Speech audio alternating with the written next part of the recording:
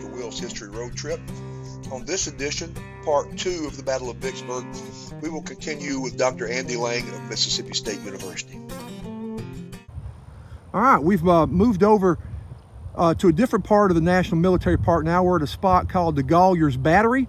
And Dr. Lang, why don't you explain what's going on right here to us? Sure. So, yeah, we're at Battery Degalia, which is at the far end of what would become the Union siege line.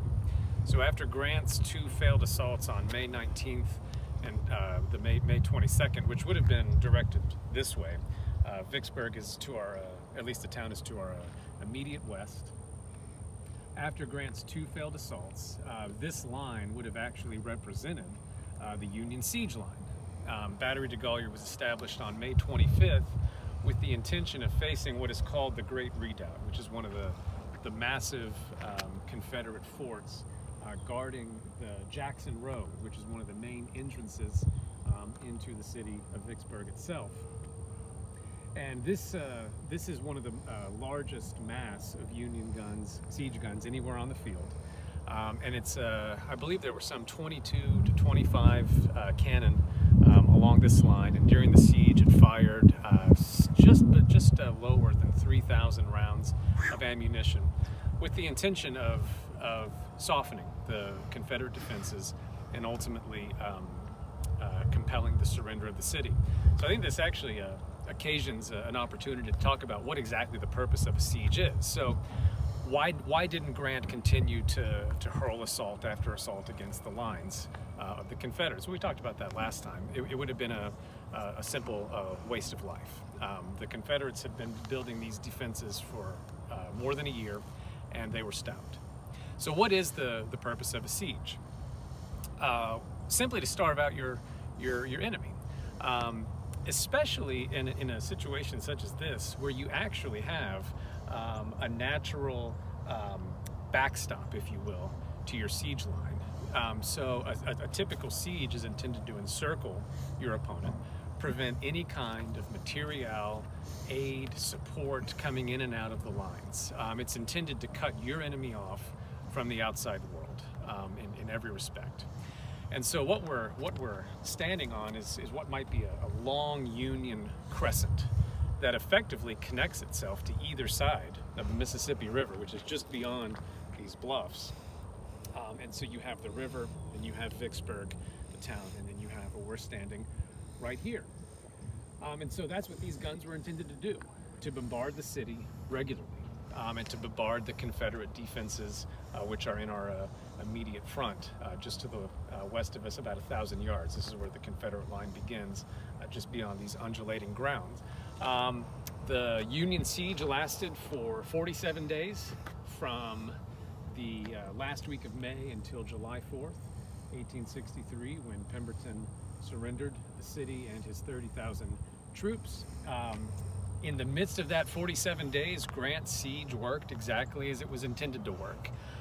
We are at the far end of the siege line, but within that 47-day period, the entire point of the siege is for Union forces, or really any besieging force. This had been time immemorial, dating back to the Middle Ages, for a besieging force to move consistently but slowly and pinch the defending forces to go further and further back until there's no more room. The siege worked in limiting the supplies and food within the city itself. Ultimately, residents were forced to eat first horses, then dogs and cats, and then finally, when those ran out, rats. The residents of the city, Vicksburg numbered 5,000 or so residents in 1860, most of whom evacuated the city, but had nowhere to go because the river was blocking their escape from the city. So what did they do? They had to build makeshift dugouts on the backsides of these kinds of hills, where they lived for, in some cases, weeks on end, enduring the constant bombardment from batteries like Battery Degalia, on which we're standing right here. All right. Okay, so we're here now at what's called the 3rd Louisiana Redan. And this was part of the Confederate siege lines now. So now you're looking back across. You can see Battery Degalia there in the background where we were a minute ago. First of all, Dr. Lang, tell us what is a Redan? Well, a Redan is a defensive, well, we can call it a fort of sorts. It's a defensive position that the Confederates built, and it's a triangular position, the angles of which allow the defenders to engage approaching enemy with more precision from equidistant spots. And I don't know if you can see just how high up we are. Might be able to. Yeah. But the whole point is to obstruct, quite literally, advancing Union siege lines. That's what the Redan intended to do, and it did its job. If you are a Union siege force, how do you ultimately get past a Redan? And just to get our coordinates, before we answer that question, this road that we see right here, this is the Jackson Road, which would have led straight into the city. So the Redan is intended to block advancing Union forces. So how do you get past it? Well, what Grant did, and this is what all besieging forces did, is you have to blow it up, quite literally. And so if you look back this way, down the Jackson Road toward Battery Degalia, what the Union forces did, they dug deep trenches under the ground and ultimately underneath the Redan itself. In this case, Union forces dug 40 feet below the ground, and they filled this trench with I don't know how many pounds of black powder. And at the end of June, they blew it up and blew a giant hole in the ground with the intention of filling the breach, destabilizing the Redan, and moving Confederate forces in and out of this area. Now, they did fail. This operation did not work, even though it created a massive hole in the ground. Let's see, I have some numbers. Oh yeah, the battle that lasted, or the battle that took place in this crater lasted 26 hours of continuous fighting, and Union soldiers were ultimately forced to withdraw from this area. The operation did not work, but they tried it again a week later on July 1st. Now again, for points of reference, July 1st, that's 3 days from when the city actually surrenders, from when the Confederates actually surrender. But on July 1st, 1863, the Union did it again, blew a giant hole in the ground. But this time there's a good story attached to this. You may be asking, so who exactly built these Confederate defensive positions? Yeah, it was Confederate soldiers, to be sure, but also there was a second Confederate army, quote unquote, of sorts, that was attached to all Confederate armies, and that was armies of enslaved laborers. When we imagine Civil War battlefields, we have to imagine tens of thousands of enslaved people accompanying the army and forcibly building defensive positions. That's what was going on here for months prior to the siege of Vicksburg. So when Union soldiers blew a hole in this line on July 1st, there was one enslaved man by the name of Abraham who'd been enslaved to the Confederate Army. When the Union soldiers blew a hole in the Redan, Abraham flew, I don't know how many, dozens of feet in the air and fell behind Union lines. He actually landed on his head, but emerged completely unscathed. Wow. In his fall. When he fell on the ground, Union soldiers kind of looked around him because he just appeared from nowhere. He ended up being perfectly all right. He ultimately became a camp servant to General James B. McPherson, who was killed outside the gates of Atlanta during the next year. But Abraham was said to have been, quote, blown to freedom. And he was. His freedom was recognized by the United States government, as was that of tens of thousands of other enslaved people who made their way to Union lines during the war. He just happened to make it in an unconventional way. Absolutely. This is an example. The 3rd Louisiana Redan is an example of how the Union Army tried to counter, or I should say wage, their siege warfare, even though in this specific instance, it failed. Okay, so where we are now, if you look directly over Dr. Lang's right shoulder, you'll see an upturned cannon. This is where the surrender ceremony took place, or where the interview between Pemberton and Grant took place. I think they first met on July the 3rd. They couldn't come to an agreement. They came back together on July the 4th. But I want to show you real quick before I turn it over to Dr. Lang. This is in between the lines, and I'll show you how close we're talking about. So we're not far from where that 3rd Louisiana Redan was. There you see a blue marker up there as part of Logan's approach to the Confederate lines, and you see red markers. In other words, this shows you how close the two siege lines were to each other if this is in the middle, and it's not very far from either one. Okay? So talk to us a little bit about the surrender, Dr. Lang. Yeah, so it's difficult to put ourselves in the position of really what both sides were enduring, but particularly the Confederates. After 6 weeks of siege, in which most rations had been exhausted, there's no hope of breaking out of these lines. Really, in fact, whenever a siege took place during the Civil War, the side that was going to be besieged inevitably was forced to surrender because of the profound shock that it imposed on that force. And Pemberton's army is no different. We also have to put ourselves in the position of what it feels like in July in the Mississippi River Valley, in particular Vicksburg itself. It is unbelievably hot and humid. For those from the Deep South can fully understand. But this is, of course, a time in which there is no air conditioning. There are no modern accommodations. And these guys have been out here on both sides enduring these conditions right at the height or depth, depending on your perspective, of summer. If you're in Pemberton's army, you're, as I said, 6 weeks into this, and morale in the Confederate army is completely shattered. By the first week of July, Pemberton knew that Grant was actually preparing for another frontal assault, one that was going to be much bigger than the May 19th and 22nd assaults. It was actually scheduled to take place on July 6th. Now, we know that the surrender takes place on July 4th. Now, what happens at the beginning of the week, Pemberton starts to receive reports from most of his division commanders about the state of morale in his army, to the point where it's becoming clear that most of the army is preparing to mutiny.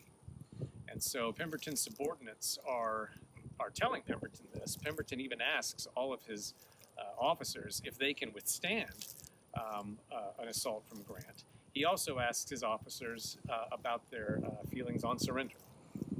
To a man, they all agree that they cannot withstand Grant's attack, and they all agree that surrender presents the most prudent option.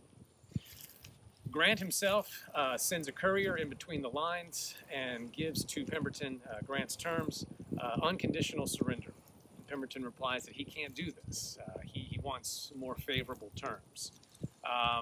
Grant replies that he himself, Grant, cannot do that. The two end up meeting on July 3rd, and long story short, they do agree to terms. Unconditional surrender, but all 30,000 of Pemberton's soldiers would be paroled, meaning they would not be held as prisoners of war. Now, why did Grant do this? There's no way that Grant could have fed and housed indefinitely 30,000 soldiers. Grant was going to have to occupy Vicksburg as it was, which he did. Vicksburg's going to remain in Union hands for the remainder of the war. And to have 30,000 soldiers added to that responsibility would have been too much of an imposition on Grant's occupying army. So Pemberton's 30,000 soldiers did surrender. They stacked their arms, furled their flags on the morning of July 4th, 1863, and were subsequently paroled by Ulysses S. Grant. It took about a week to get all the soldiers in and out of the army, but after which Vicksburg was in the hands of the United States. The Confederate flag was lowered over the Warren County Courthouse and rose instead the American flag for the remainder of the contest. Now, this raises a good occasion to talk about what else was going on across the wartime landscape in that first and second week of July 1863. Many of you know that 1,000 miles to the east, on the afternoon of July 3rd, 1863, around the time that Grant and Pemberton met. I think it was about 3 o'clock in the afternoon here, which would have been 4 o'clock in the afternoon in south central Pennsylvania. By 4 o'clock in south central Pennsylvania, the picket Pettigrew charge that Robert E. Lee had ordered at the center of the Union Army line on Cemetery Ridge, that had been repulsed at Gettysburg, and the Gettysburg campaign had come to a close. So by July 4th, 1863, Vicksburg had fallen in Mississippi. The Army of Northern Virginia under Robert E. Lee had been defeated by George Gordon Meade's Army of the Potomac. And we see, presumably, what many consider to be the grand turning point of the American Civil War, from which Gettysburg and Vicksburg pattern the inevitable road to Confederate defeat, April 9th, 1865 at Appomattox Courthouse. That's long been the narrative of the Civil War, at least the popular narrative, and I think it's entirely incorrect for reasons that we can discuss later. But we can get into why that's incorrect based on how Abraham Lincoln himself understood the twin victories, the twin Union victories at Vicksburg and Gettysburg. Lincoln sent both of his commanders, Grant and Meade, letters in the wake of their triumphs. But the tone of Lincoln's letters were vastly different. Let's start with what he sent to Ulysses S. Grant. He says this. It's a very short letter, but it reflects Lincoln's humility as a commander-in-chief. He says this. Let's see. My dear General, I do not remember that you and I ever met personally. I write this now as a grateful acknowledgement for the almost inestimable service you've done the country. I wish to say a word further. When you first reached the vicinity of Vicksburg, I thought that you should do what you finally did. March the troops across the neck, run the batteries with the transports, and thus go below the city. I never had any faith except a general hope that you knew better than I, that the Yazoo Pass expedition and the like could succeed. When you got below, took Port Gibson, Grand Gulf in the vicinity, I thought you should go down the river and join General Banks, and when you turned northward, east of the Big Black River, I feared it was a mistake. So here's Lincoln questioning Grant's strategic moves. But Lincoln concludes with this. I now wish to make the personal acknowledgement that you were right and I was wrong. Yours truly, A. Lincoln. A week and a half later, Lincoln pens a letter to his major commander in the Eastern Theater, George Gordon Meade, commander of the Army of the Potomac, who had defeated Lee at Gettysburg. Here's what Lincoln says to Meade. I am very grateful for the magnificent success that you have given the cause of the country at Gettysburg. So he starts the letter in the exact same way he starts writing to Grant. But then his tone changes. You fought and beat the enemy at Gettysburg, and of course, to say the least, Lee's loss was as great as yours. He retreated, and you did not, as it seemed to me, pressingly pursue him.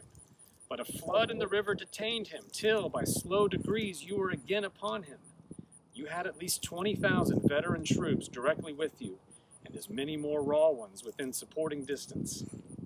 While it was not possible that he had received a single recruit talking about Lee, and yet you stood and let the flood run down, the bridges he built, and the enemy move away at his leisure without attacking him. If you could not safely attack Lee last Monday, how could you possibly do so south of the river now that Lee's back in Virginia? When you can take with you very few more than 2/3 of the force that you had in hand, it would be unreasonable to expect, and I do not expect you can effect now much. Your golden opportunity is gone, and I am distressed immeasurably because of it. I beg you will not consider this a prosecution or persecution of yourself. And yet, that's exactly the tone of Lincoln's letter. Now, Lincoln had the presence of mind and the prudence that he always used to govern his own actions, not to send the letter. He put the letter in its drawer. It never reached Meade, but you can see Lincoln's thinking and how he's reflecting on Vicksburg, how he's reflecting on Gettysburg, and it ultimately points to Lincoln's mindset as commander-in-chief. Lincoln says in the second inaugural address at the very beginning, the progress of our arms, I'm going to get the quote wrong, hold on. usually have this quote memorized. Yeah. There we go. The progress of our arms, upon which all else chiefly depends, is as well known to myself as it is the public. This is Lincoln reflecting on how this war is going to be won. The progress of our arms. Lincoln's thinking about Vicksburg as an unequivocal triumph. Once Vicksburg is captured, once Pemberton surrenders, he says the Father of Water now goes again unvexed to the sea. Lincoln recognizes Meade's triumph at Gettysburg as just that, a huge triumph. But what is he acknowledging in his rebuke of Meade? Robert E. Lee's Army of Northern Virginia is still in the field. It is still alive to fight another day, and it will. Whereas Pemberton's army, it's surrendered. Vicksburg is captured. There is no more work to do in this theater of war. Whereas Lincoln well knows that in Virginia, in the East, the war is going to go on and on and on until Lee has forced himself to surrender. That's the problem that Lincoln has in the wake of Gettysburg. Now, I think he's unfair to Meade. We won't get into that. This is not the Gettysburg day.